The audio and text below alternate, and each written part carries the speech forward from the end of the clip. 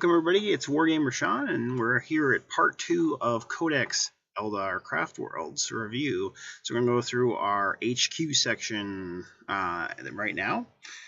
Before I do that, I was going to show I put the new Autarch model together. I don't think he's probably the most competitive guy, but I'm pretty much an Eldar collector, so I have everything that's in the models that are made, but I put him together. I think he looks pretty cool. He's got a larger base than normal.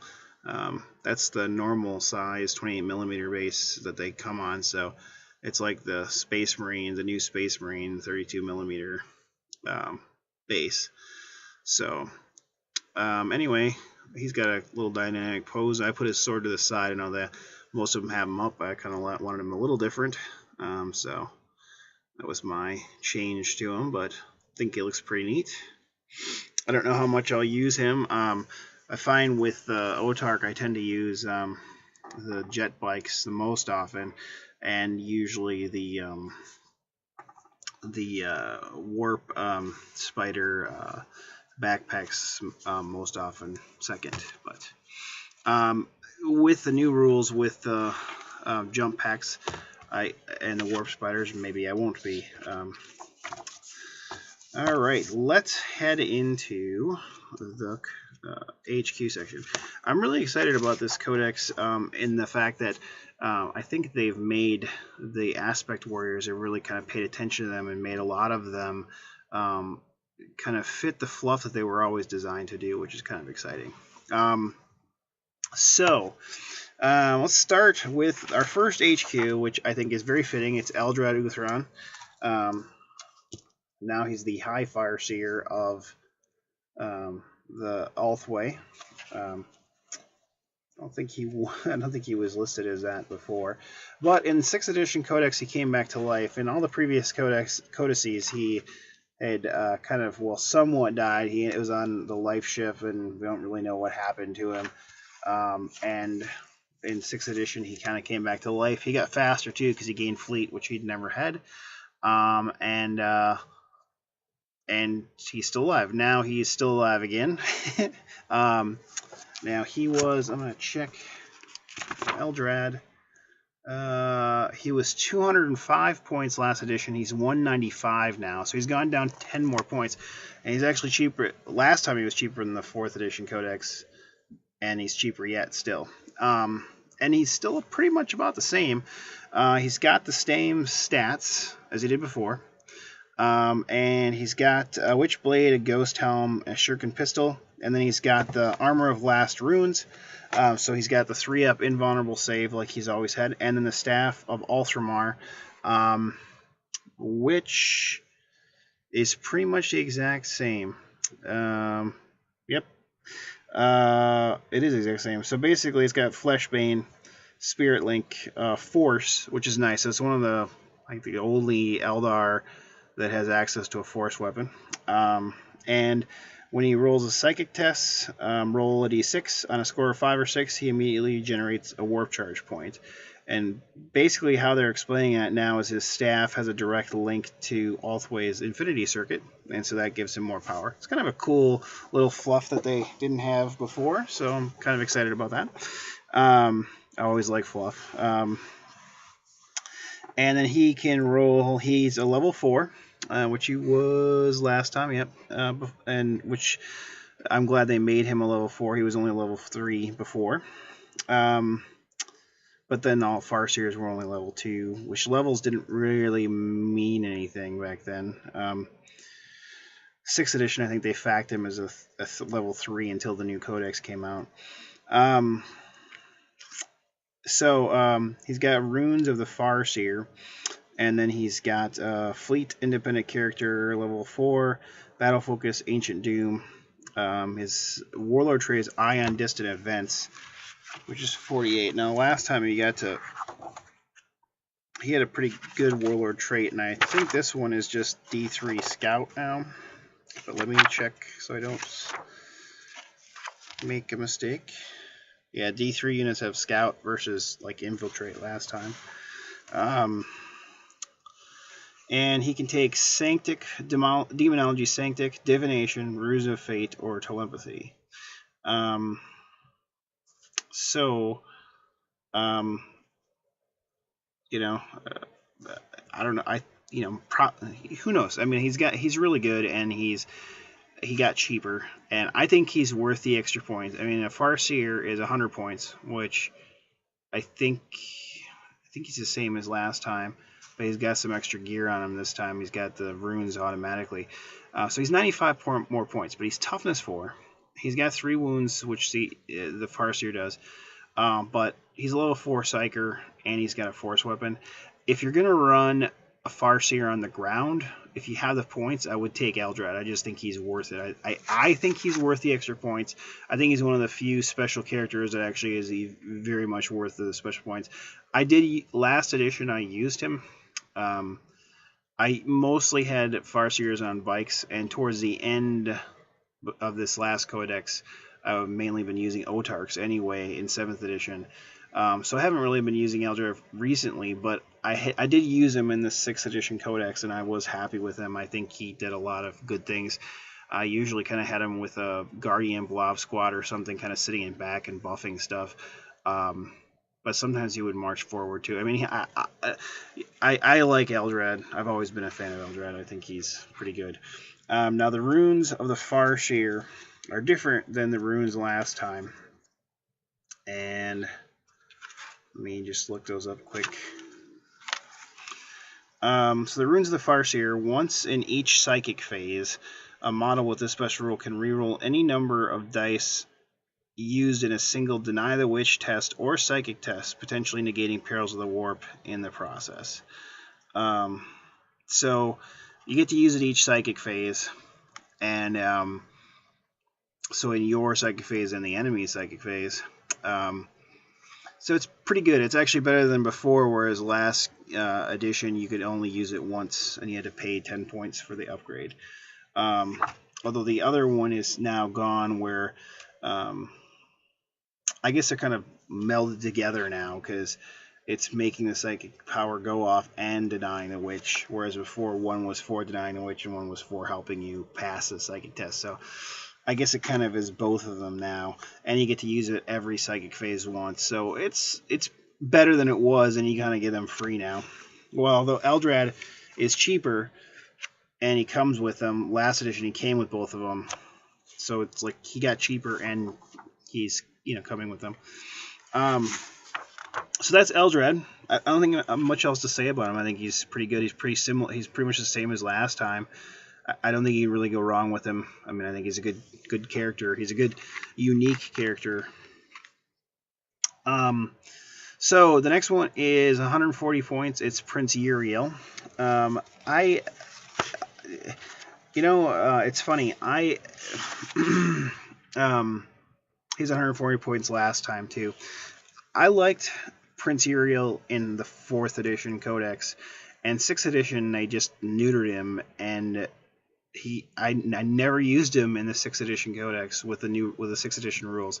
He just wasn't worth the points, and he still isn't worth the points, and he still pretty much has the same thing. He's got the Eye of Wrath, which is a once per game, and then he's cursed, so when he's locked in combat, Uriel must reroll saving throws of 6. So you've got a 4+ invuln, but if you roll a 6, you got to reroll that.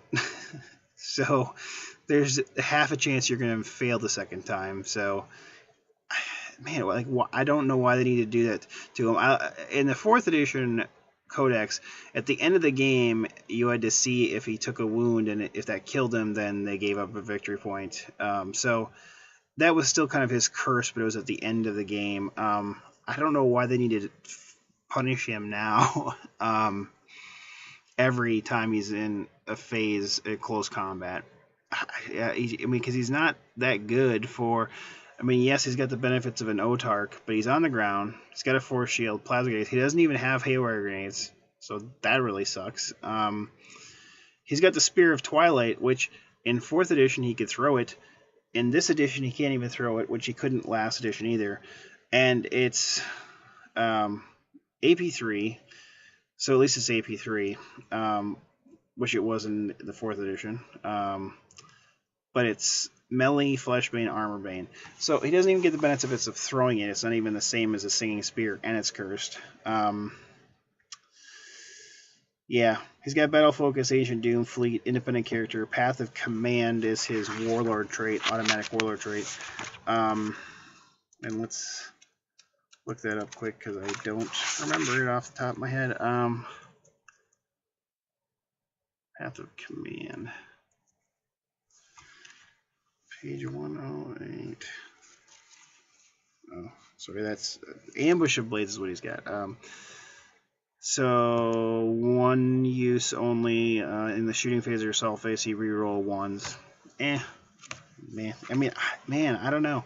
I don't think you want to make him your warlord, and quite honestly, I don't see why you want to take him. I mean, I've really spent a lot of time working on my Uriel model, and he looks good, except for the banner is always breaking off on him. But man, he's been shelved all of 6th edition codex, and I think he's going to be shelved pretty much the whole 7th edition one, because I just don't see him being worth the points, to be honest with you. Because I'm going to skip ahead a little bit, but I'm just going to check what an Otark is 70 points, and I don't know.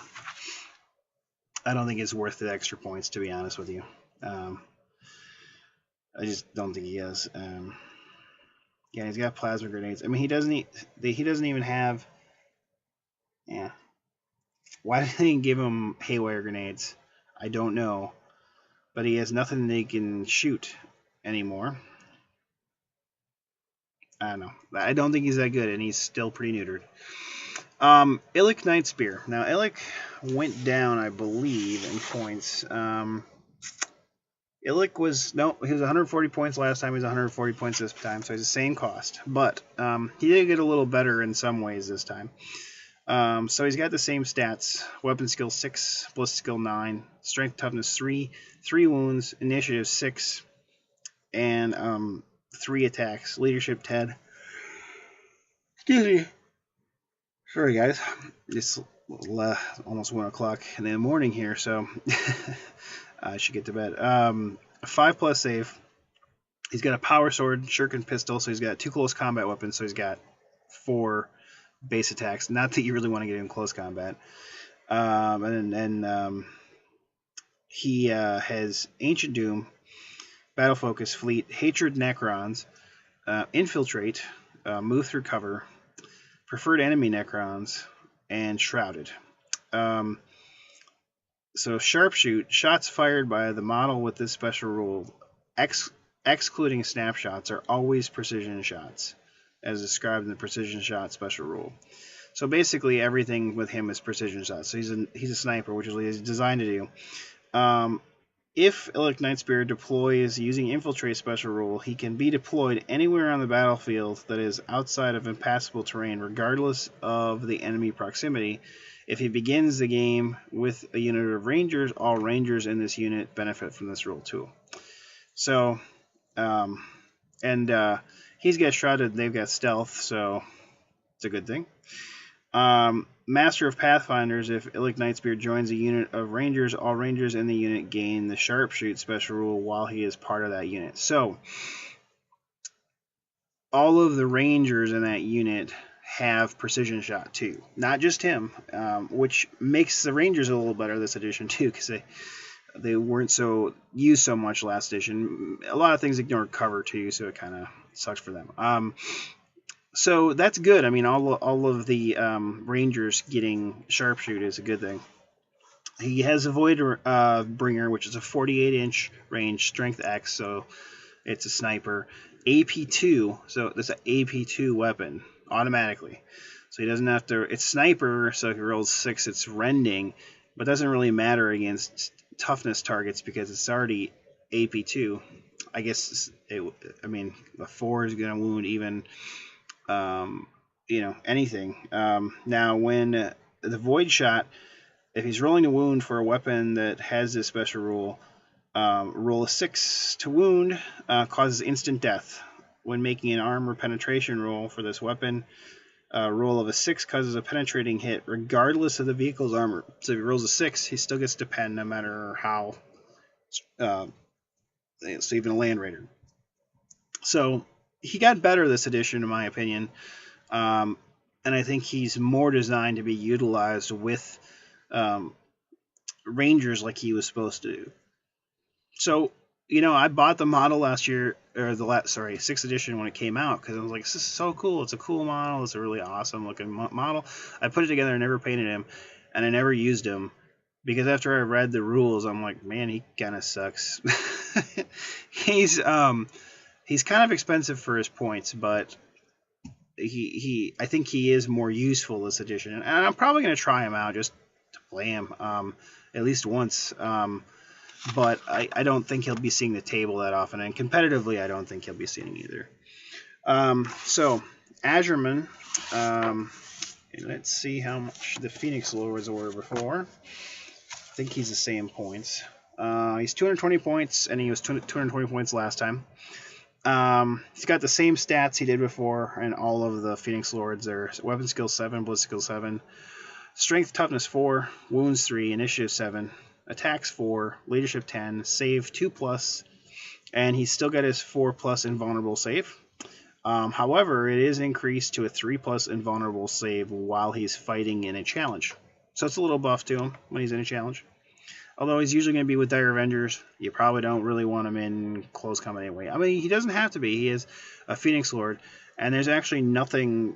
It used to be in 4th edition that they could only join aspects that they were the head of, but it doesn't say that anymore, so technically you could unfluffily put him with a unit of Banshees if you wanted to. Or what I would do sometimes if I wanted these guys in close combat and I wasn't running their aspect, I would run them with Harlequins. Or you could do it with Guardians, or something else. Or with allies, you could do it with Dark Eldar if you wanted to. Now, he has Phoenix Armor, Twin Linked Avenger Shuriken Catapult. So he's Weapon Skill 7, Ballistic Skill 7, but he's Twin Linked, so he gets to reroll it anyway. He's got Plasma Grenades, Ancient Doom Battle Focus Counterattack, which is what the Dire Avengers have since 6th edition, which is good. Defensive Tactics, and then Eternal Warrior, Fearless, Fleet, and Independent Character. He's also got the Sword of Azure, which is a Dire Sword, which is +1 Strength, AP2, Melee Mastercrafted, Soul Razor. And when a model suffers one or more unsaved wounds from this weapon, it must pass a leadership test for each wound suffered, or be removed from play. So it doesn't even matter. I mean, well, he'd be Strength 5, so could he even hurt? 5, 6, 7. Yeah, he can't even hurt a Wraith Knight, so never mind. But if he could hurt a Wraith Knight, he could kill it, theoretically. But still, I mean, Strength 5 is nothing to sneeze at, and so he can potentially instant death things. Chosen as a target of a charge, a unit consists entirely of models with this special rule could either choose to overwatch a Blitz Skill 2 or gain counterattack special rule and stubborn special rules until the end of the phase, in which case it cannot fire overwatch. Oh, that sucks. So he's got counterattack automatically. But sure, he could choose to use defensive tactics so he can roll Blitz Skill at Overwatch at Blitz Skill 2. But they kind of hit the Dire Avengers a little bit on that. That kind of sucks. With Hand of Azuran, when he's determining Warlord traits, he always has D3 Warlord traits in Codex Craftworlds, reroll any duplicates. So he got that last time, and I did actually use him in 6th edition and have gotten 3 Warlord traits with him, so he's kind of cool. He's a little pricey, but I like him. I think he's a solid Phoenix Lord. The next one is Jane Czar, and she's 200 points, and she was 200 points last edition. She lost. So they got rid of the Exarch powers that they had reintroduced in 6th edition. That was actually back from 2nd edition. Well, and when the first White Dwarf rules came out for Eldar, they had the Exarch powers in them too. So I was really excited they brought them back for 6th edition, but they took them out again in 7th. And they didn't completely take them out. What they did is they just gave the Exarchs for each aspect one power that that they thought, I guess, was best for them. I don't necessarily agree with the choices they made for them, but I liked Fast Shot for my Exarch for Fire Dragons, and Dark Reapers. They kept Fast Shot for Dark Reapers, but got rid of it for the Fire Dragons. But anyway, so Jane Czar had the Exarch power where she got a 4-up invulnerable save, so it wasn't just Azurman that had it. But they took it away from her again this edition. She has the same stats as Azurman, and then she's got the Phoenix armor. And she's got Acrobatic, Ancient Doom, Battle Focus, Eternal Warrior, Fear, Fearless, Fleet. So she causes fear. Independent character, War Shout. Disarming Strike. Before rolling to hit whilst in a challenge, Jane Czar can nominate one of her opponent's melee weapons. Her opponent counts as not being equipped with that weapon until the end of the phase. If Jane Czar does this, she makes one less attack than her normal phase. Now, it used to be with Disarming Strike that if you use that, you had to roll for it, and then you only got to have one attack in the assault phase. This is actually good, this Disarming Strike, because it gets rid of the a weapon that maybe it's an instant death weapon, which is good. I mean, you could send her up against a character that has a really nasty weapon and make it just not there for that turn, and you still have, instead of her normal 4 attacks, she has 3 attacks instead. I mean, that's not bad. Still good attacks. And her Blade of Destruction is AP2 melee shred, so she gets to reroll to wound. That's pretty good. Her Blade of Destruction isn't two-handed, and it's too bad. But she used to have a Triskel, which is now Silent Death, which is just 12-inch range. Strength user, AP2, Assault 4. It used to also be Assault Strength user. It used to be AP3, I think, in its previous, at least in 4th edition, but it might have 6th edition might have been AP2. But anyway, what sucks is, it was AP2, and even in 6th edition Codex, the Silent Death was melee, and so was the Blade of Destruction. So she actually had 5 attacks base, but the Silent Death, they took away the melee portion of it, and so now she doesn't get the extra bonus attack. I don't know why they took that away from her, because that's what she's best at, but oh well. Models cannot fire Overwatch against Jane Czar or a unit she has joined, and the enemy models within 6 inches of Jane Czar subtract 5 from their weapon skill and initiative to a minimum of 1. So that's pretty dang good. They don't even have to be in close combat with it. Just within 6 inches, they subtract 5 from weapon skill and initiative. So, that's pretty good. She's solid. The problem with the Phoenix Lords is they're usually pretty good. It's just that they're so expensive to use. They're just points heavy. Karandras was 230 points last time, and he's 200 points this time. He's still expensive, but he got cheaper. And I've always... And he got cheaper from even 4th edition Codex, where I'd still use him. I love Karandras. He's like one of my favorite Phoenix Lords. The only thing is, I don't know how he moves around with that Mana Blaster. Like, that Mana Blaster is so bulky. Like, there's no way he'd be just, like, smooth as silk fighter with a huge helmet and his huge Mana Blasters. But, that being said, I always liked him. I really enjoyed painting him when I painted the model, and I use him whenever I can. I love him. I didn't use him a lot in 6th edition Codex, and I didn't really use him at the end, but I did like him. He's always been a favorite of mine. And I like his backstory too, that he's not even the first original Phoenix Lord. Ara is, but he's kind of going after his former master, who I believe Ara is the guy in the Dark Eldar Codex. Why I'm blanking on it. Drazar, because he's got the same stats as a Phoenix Lord, and he's Eternal Warrior. It seems a little too, close to not be. So I'm pretty sure that's who it is. And he's very close combat oriented. So he's got Phoenix armor. He's got the Scorpion Chainsword, which gives +1 to strength, and Scorpion's Claw, and Plasma Grenades. So his Scorpion's Claw gives ×2 strength, so it means it's strength 8. But with the Scorpion's Chainsword's +1, so potentially strength 9. He's going to get an extra close combat weapon because, unlike Janzar, they were smart enough to give him 2 close combat weapons. And so he'll get to do that. He's got a shooting attack from the Scorpion's Claw because it's got a shuriken catapult in it. And he's got Infiltrate, Move Through Cover, Night Vision, Shadow Strike, and Stealth.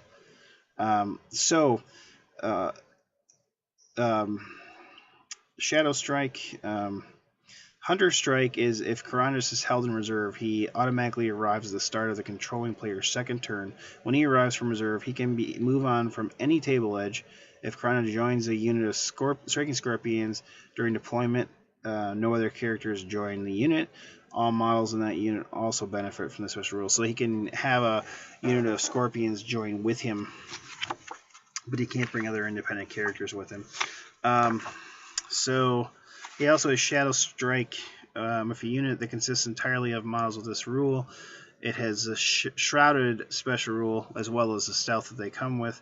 And the Shrouded lasts until if the unit shoots, or including Overwatch, or fights in close combat, it loses the Shrouded special rule. So, it's a nice little added bonus to try to keep them alive to get into combat. I actually like striking Scorpions, and I think they get better in this edition, and I think, I will play with them. I think they're good. So, Fugan is 220 points, which was the same last time. Oh, sorry, before I go on, Karandras, during the Fights of phase at Initiative Step 10, you roll a d6 on a result of 2+. He causes a single wound with no armor saves allowed. Gargantuan creatures suffer a wound with no armor saves allowed at 4+ instead of 2+. And if Karandras is in a challenge, the wound must be allocated to the opponent. So it's a little bit different than the Manda Blasters, where they're 4+ they wound something and 6+ they wound a Gargantuan. So, striking Scorpions can still do stuff against Gargantuan creatures too. So Fugan, he has a Fire Pike and Melt-A-Bombs, and he also has a Fire Axe. The Fire Axe is Strength of the User. Now, before it was made him into a monstrous creature. Then it was +1 strength, I think, last edition. Now it's just Strength of the User. And he's AP1, and it's melee and armor bane. So he's... never mind.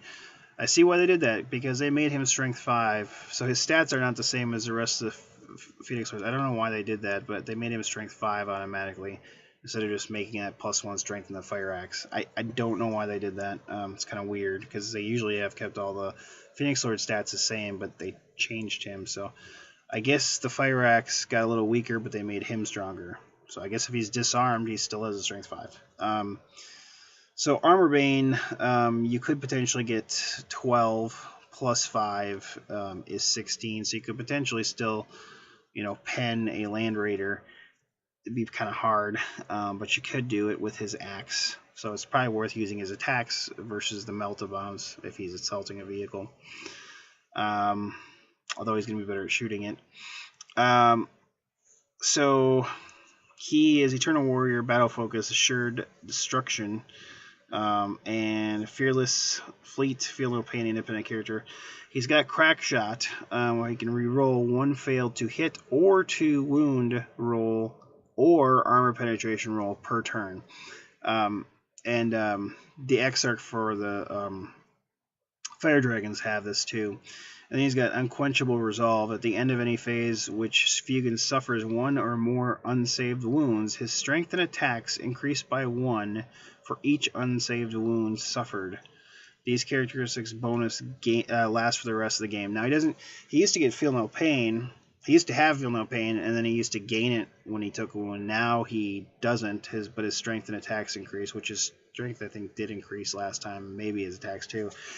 So he's got 3 wounds. So potentially, if he loses 2 wounds before he dies, he's going to be strength 7, and he's going to have 6 attacks. And once again, I don't think he's really meant for close combat with the units he's with. I mean, I have sometimes used him in close combat.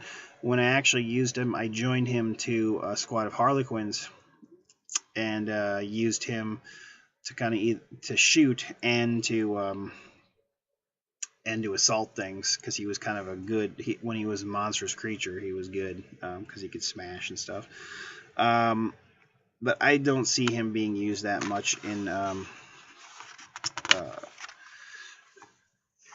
Other than with Fire Dragons. And honestly, Fire Dragons, the Exarchs do enough. I don't think you really need Fugen, especially for his price. Now, Barath was 195 points last time, and he's 170 this time, so he went down 15 points. So not as much as Karandras, but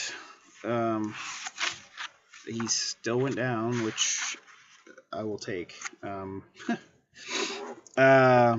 Okay, so he also had the Invuln save last edition with his Exarch power, but he lost that.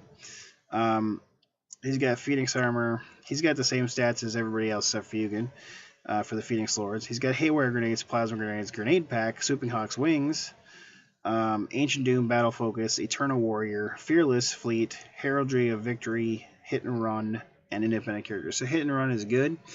His the Sun's Brilliance. When Barath enters play from Deep Strike, all enemy units within 6 inches must take a test as if hit by a weapon with a blind special rules. Models that are immune to the blind special rule are immune to Sun's Brilliance. So that's kind of cool. Anybody within 6 inches to take a blind test, which is important because it may make them be snap firing next turn, because it makes some weapon skill skill 1. He's got the Shining Blade. I mean, although honestly, I don't know how close I really want to drop him with next to somebody, because the Swooping Hawks are not really assault units. He's got the Shining Blade, which is Strength of the User, AP3, Melee, Blind, so it is blind as well. And then he's got a Hawk's Talon for gun too. I think Swooping Hawks in this edition actually got really better.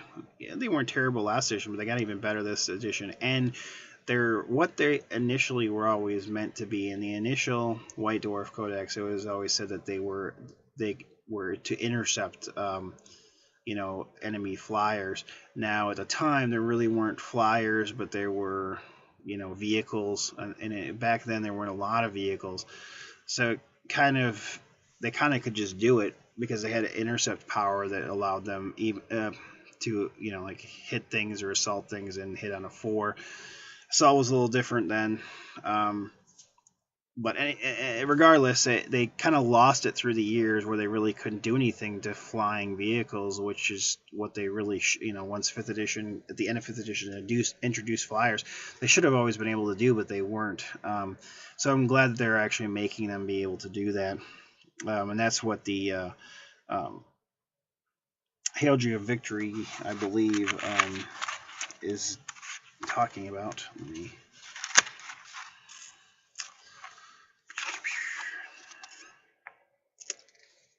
The canes does not scatter when it it doesn't scatter when he arrives via Deep Strike. And the Exarch also gets that for Swooping Hawks. Does he have Intercept? That's weird. He does not have weird. He doesn't have intercept, so yeah.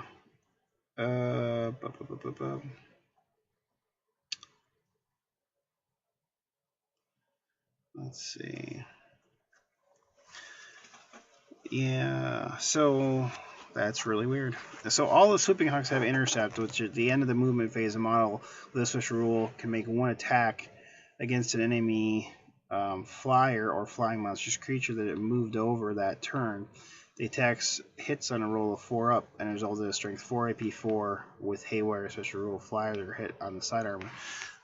So Barath doesn't have this, so I guess he can't partake in that, which is really stupid. You think they would have given him intercept because he's the Phoenix Lord of Swooping Hawks. It does not make sense at all. That's really weird. Maybe that'll be a fact because that doesn't seem to make any sense for him not to have that. But whatever. I have all the Phoenix Lords models, and the funny thing is, I think he's the one Phoenix Lord that I have him, but I have not painted him up because I never felt like he was good enough to use in a game. So I have him, but I haven't painted him. But I may paint him and use him in this edition. We'll see. Mugen Ra is 195 points, and I think he is the same as he was last time. Yep, 195 points. Same stats lines as before. He's got Phoenix Armor, and he's Ancient Doom, Battle Focus, Eternal Warrior, Fearless, Fleet, Hatred, Chaos Demons, and Independent Character, and Night Vision.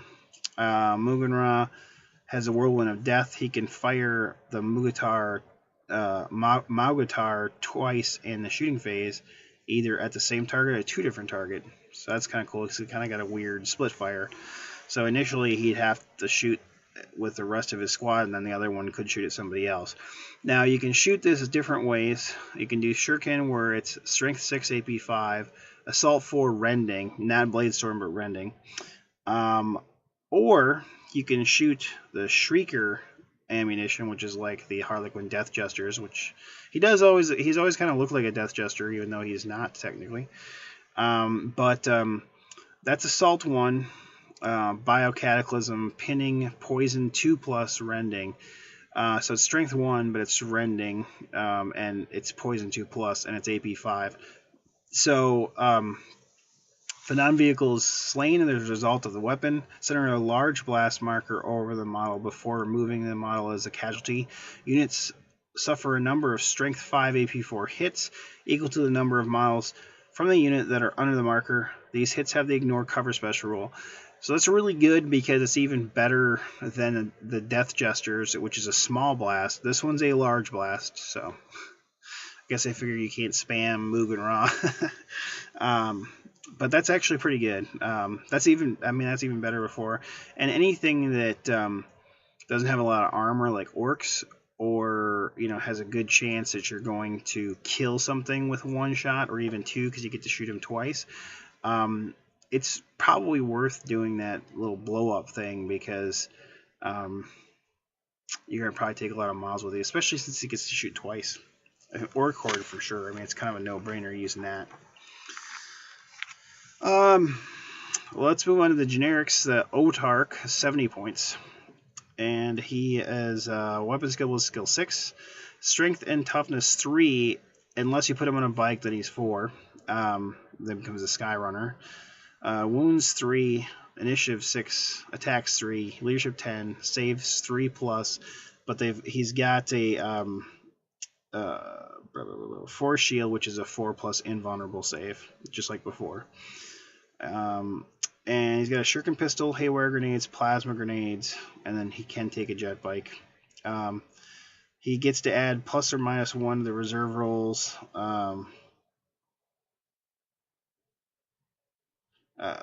And I'm assuming it's still cumulative like it always has been. It doesn't say that it's not. So if you had more than 1 Otark, you could add more. he may take up to one of the following upgrades: Warp Jump Generators for 10 points, or Swooping Hawk Wings for 15 points, or Skyrunner for 15 points. I think they got a little cheaper. I think it was 25 before. He can take a Banshee Mask for 5 points, or Mana Blasters for 10. We talked about the Mana Blasters already, but the Banshee Masks, look at that quick since we haven't. Let's see what our Banshee Mask does. I don't know. 153. Sorry, guys. So the Banshee Mask, a model equipped with this Banshee Mask causes fear. In addition, models cannot fire Overwatch against a unit that contains at least one model with the Banshee Mask. So it doesn't do anything to initiative this time like it did last edition, but it causes fear and you can't fire Overwatch. That's pretty dang good. So I still think the Banshee Mask is better than the Mana Blasters, which unfortunately this new guy comes with Mana Blasters, which, you know, I don't think you'll use as often. You can replace his Shuriken Pistol with a Fusion Pistol for 10 points now. He didn't used to be able to take a Fusion Pistol, but now he can for 10 points. But also, you can take up to 2 weapons from the following list. You can take a Scorpion Chainsword for 3 points, which you could before, an Avenger Shuriken Catapult, or a Las Blaster for 5 points, a Death Spinner, or a Fusion Gun for 10 points. So for the same amount of points, you can get a Fusion Gun and have a longer range. Although if you want an extra close combat weapon, you know, the Fusion Pistol is potentially the way to go. Although you could pay 3 points and have a Chainsword, which increases the strength by 1, and he gets an extra close combat weapon, which is what I would probably do if I was going to go that route. Although normally what I do is get the Chainsword and take the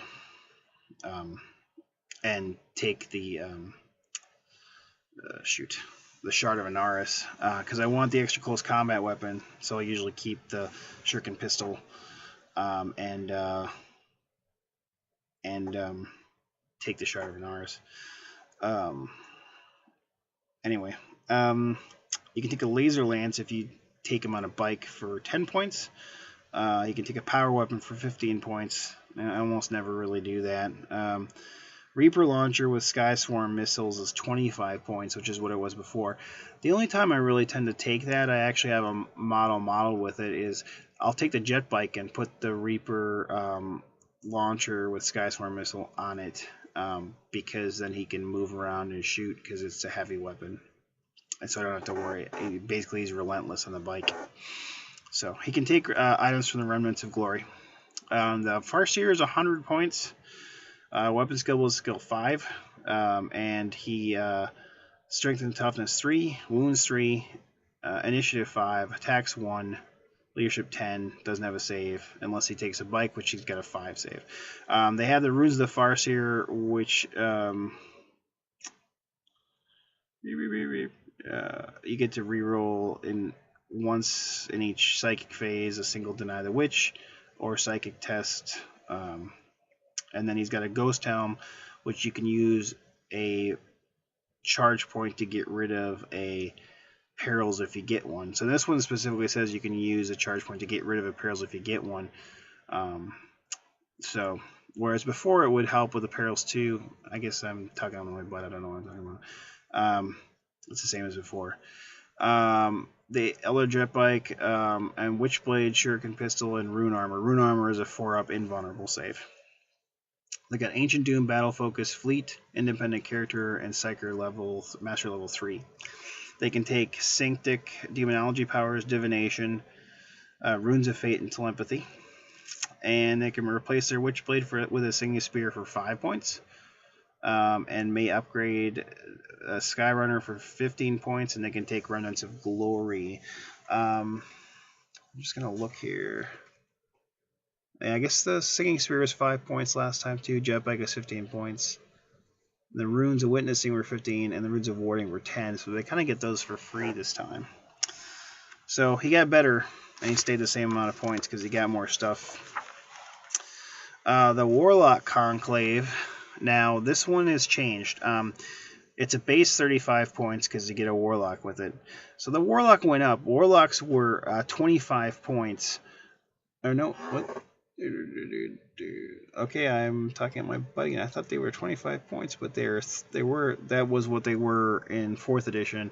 I guess 6th edition they were 35 points, and then 15 points for a bike, which is what they are this time. So they're 50 points for a guy on a bike, just like they were back in 4th edition, and they still are this edition. The guys on feet are the same as 6th edition, but are more than what they were in 4th. How they're different, though, is so you start with 1 Warlock, and you can add up to 9, so you can have up to 10 of them. And they have Runic Armor, Shuriken Pistol, Witchblade. They can pay 5 points for a Singing Spear, and 15 points for a Jet Bike. They got Battle Focus Fleet, Ancient Doom, but they're Brotherhood of Psychers now, so they're not they're infantry, so when they're part of the Conclave, they're basically that squad. They're not anything else. They're not characters. So unfortunately, that means they can't accept challenges because they're not characters, and which is a big deal because that was helpful in the last edition, keeping your Farseers alive if they were in a close combat challenge. And then, unfortunately, the other thing is that because they're a Brotherhood of Psyker, is if you have 1 through 3 Warlocks, you only have 1 power you generate. They're Mastery Level 1. 4 through 6 are Mastery Level 2. 7 to 10 is Mastery Level 3. If the Mastery level is reduced as a result of models being removed as casualties, select 1 Psychic power known to the unit for each Mastery level that you lose, and that power is immediately lost. So you lose powers as you're losing guys. This unit generates 1 Warp Charge point at the beginning of each Psychic phase for each Warlock and Warlock Skyrunner in the unit, regardless of its current Mastery level. So even though it might be only Mastery level 1, you have 3 guys in there, you still get 3 Warp Charge points. So you get a Warp Charge point for each Warlock, but you only get to generate 1 charge or 1 power per 3 Warlocks. It's a little weird. I don't really know if I really like the change to the Warlocks. I miss that they're characters. Actually,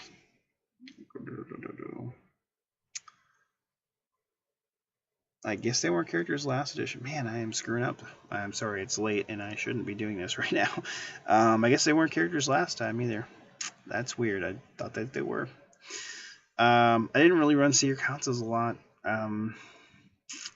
Last edition, what I usually did is split them up and put them with things, but they were so expensive, I didn't really run them a lot. So I apologize, guys. They weren't characters last time, but they are not now either. With the Brotherhood of Psychers, I don't know how much I like them. They do still generate Warp Charge points like last time. Where it's really important is if you're running a Warlock Conclave. We'll see later on. You used to be able to take them and split them up and add them to Guardian squads, but now Guardian squads and the Weapons of All can get Warlocks upgraded to them like you used to be able to in 4th edition. So you just add Warlocks to your squads now like you used to be able to, and then this is a separate like Conclave, which is what they used to do before. So they kind of went back to more 4th edition, except for the Brotherhood of Psyker thing. So that's the Warlocks, if I didn't completely screw everything up. I don't know if I like the Brotherhood of Psyker, but the rest of it's fine. It's about the same. They can generate powers from Demonology Sanctic and Runes of Battle. Before, they could only take Runes of Battle, and remember that they're psychically focused at level 1. So they'll get the Primaris for free. Now, you could potentially not be psychically focused. So if you got Master Level 2, you could take 1 on Sanctic, Demonology, and 1 on Runes of Battle. Just remember that Demonology, Sanctic, any doubles you're periling. Now, you could potentially re-roll that because of... no, I guess you can't. Never mind. Because you're not a Farseer. And you don't have Helm or Runes, so... I don't know. I don't know if Demonology is really worth it with rolling doubles. I think you're going to be killing a lot of Warlocks, so I would probably just go with Ruins of Battle. The next one is the Spirit Seer. He's 70 points, which he was before. He's got his Rune Armor and Shuriken Pistol and Witch Staff, which does the same thing as before. It's Soul Blaze, Flesh Bane, Armor Bane in close combat. I'm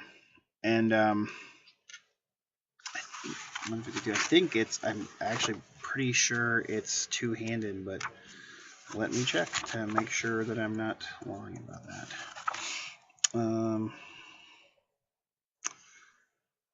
Look at Witch Staff. Armor Blade, Flesh Blade, Soul Blaze, Melee. No, it's Melee. It is not two-handed, so he'd get the bonus for the Shuriken Pistol too. So he'd have 2 attacks. Not that he's really going to be relying on that. He's got Ancient Doom, Battle Focus, Fleet, Independent Character. He's Secular Mastery level 2, just like before. He can take Demonology, Sanctic, Runes of Battle, and Telepathy. So he got Demonology, which he didn't have before. He had Telepathy and Runes of Battle before. He can take Remnants of Glory, and he's got Spirit Mark. So Wraith Guard, Wraith Blades, Wraith Lords, Wraith Knights, Hemlock Wraith Fighters can reroll to hit rolls of 1 against enemy units that are within 12 inches of a model with a special rule. So last edition he had to mark a unit, was in 12 inches or 18 inches. Now it's just anybody within 12 inches, if these Wraith units are shooting at them, get to reroll 1s because of the Spirit Mark. So that's cool. It's better. It's a little added bonus. So that is all of the HQs. I went longer than I thought I was going to again. But I think as these go on, they'll go a little faster just because there's not as much specialty things to cover like the HQs had, because there's a lot of... The Eldar, unlike the Dark Eldar, have a lot of HQs that had models, so they kept them. So I'll be back with part 3 to talk about the troops, and we'll go from there. Keep on wargaming. I hope you enjoy this series. Please subscribe if you haven't before. And I'm trying to get to 500 subscribers. And I'll be doing a next giveaway. Keep on wargaming. Goodbye. Goodbye. Goodbye. Goodbye. Goodbye. Bye-bye. Goodbye. See ya. Bye for now. Bye for now. Goodbye. I like bottoms.